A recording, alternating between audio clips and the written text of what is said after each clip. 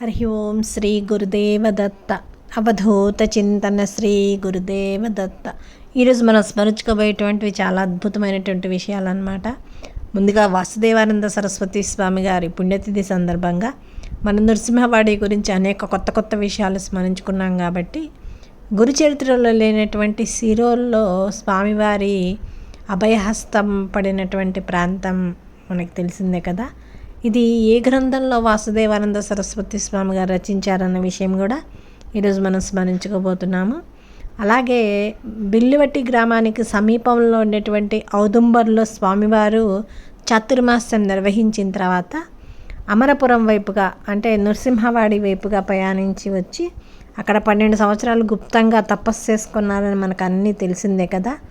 అమరపురం నృసింహవాడి ఒక ప్రసిద్ధమైనటువంటి పుణ్యక్షేత్రాలని, అలాగే కృష్ణా పంచగంగా సంగమం కూడా అత్యంత మహిమాన్వితమైనటువంటి అత్యంత పుణ్యక్షేత్రమని శ్రీగురుడికి ముందే తెలుసు అన్నమాట.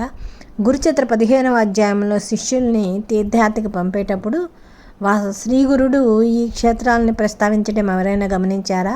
ఆసక్తికరమైన విషయం ఏంటంటే ఈ అధ్యాయంలో ముందుగా గాణ్గాపురాన్ని కూడా స్మరించి తర్వాత కృష్ణా పంచగంగా సంగమంలో ఉండేటువంటి అమరపురాన్ని కూడా స్వామివారు ప్రస్తావించారనమాట.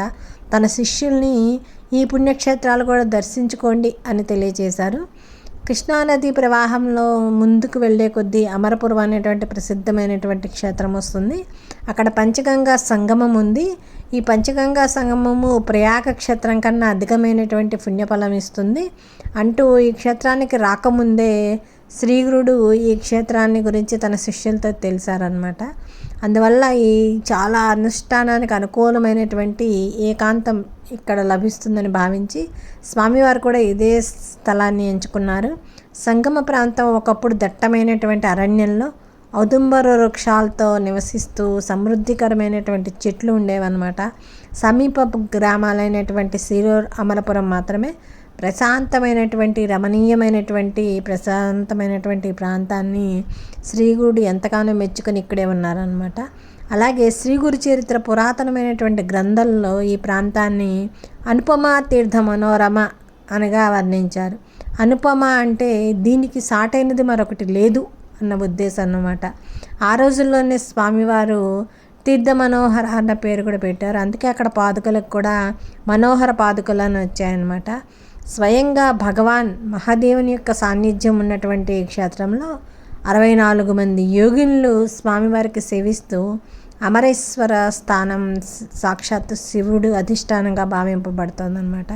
చాలా జాగృతమైనటువంటి క్షేత్రము, మహిమలు చాలా ఉన్నాయి. అలాగే పవిత్రమైనటువంటి ప్రాంతంలో శ్రీగుడు నివసించడంతో వారి పాదస్పర్శతో తేజోవంతంగా ఈ తీర్థం 1000 రెట్లు ప్రకాశవంతమైందన్నమాట. అందుకే ఇక్కడ దర్శించిన చాలు కోరికలు తీరుతాయి. ఆ మేడి చెట్టునే స్వామివారు కల్పవృక్షం అని కూడా అన్నారు.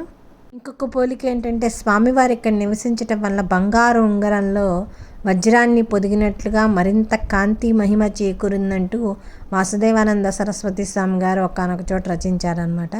అలాగే షట్కూలలో అష్టతీర్థాలు, అమరేశ్వర స్థానము, యోగినుల నివాసము, గురుపాదుకలు, మహాత్ముల సమాధులు, సంగమ మహత్యము, వేద పండితుల వేదఘోష, ఈ ప్రాంతాన్ని ఎంత చెప్పినా తక్కువే.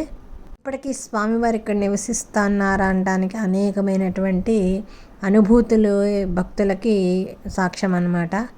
నృసింహవాడి అంటే కూడా స్వామివారు ఉండడం వల్లే వచ్చింది. స్వామివారు ఇక్కడ 12 సంవత్సరాలు నివసించారు.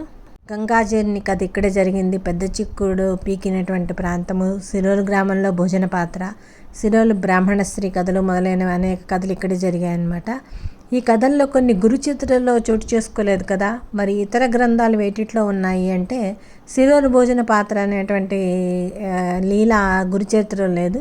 కానీ శ్రీ వాసుదేవానంద సరస్వతి స్వామి గారు మౌక్త్యాలలో రచించినటువంటి ఒక శిక్షాత్రయం అనేటువంటి గ్రంథాల్లో స్వామివారు ఈ లీలను ప్రస్తావించడం జరిగిందనమాట. ఇలా ఎన్నో అద్భుతమైనటువంటి కొత్త విషయాలని స్మరించుకుంటూనే ఉన్నాము. రాబోయే గురు పూర్ణిమకి శ్రీ దత్తాత్రేయ స్వామికి శిరస్సు ఉంచి నమస్కరించుకుంటూ కృతజ్ఞతతో స్వామివారికి సాష్టాంగ నమస్కారం చేస్తూ దిగంబర శ్రీపాదవల్లభ దిగంబర హరి ఓం శ్రీ గురుదేవ దత్త. అవధూత చింతన శ్రీ గురుదేవ దత్త. సర్వం శ్రీ దత్తార్పణమస్తు.